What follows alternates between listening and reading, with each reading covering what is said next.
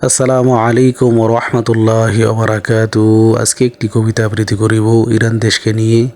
কবিতাটির লেখক হলো আকরাম হুসাইন ভাই। সত্যের শির হয় না নত, ইরান তারই প্রমাণ।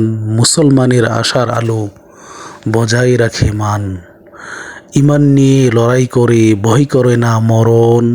বিপদ গিরে সদা রাখে আল্লাহরই নাম স্মরণ। যতই দেখাক বাহাদুরি শত্রুপক্ষ আজ, বাহাদুরির পায়ে পিষে ইরান করে রাজ।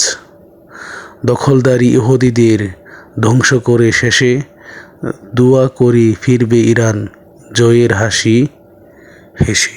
আর কত চাও শহীদ খোদা, আর কত কান্দন। আসবে কবে এই জমিনে তোমারই শাসন। আসবে কবে এই জমিনে তোমারই শাসন। আর কত চাও শহীদ খোদা, আর কত কান্দন।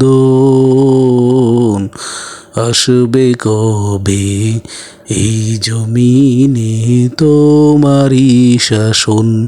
আসবে কবে এই জমিনে তোমারই শাসন।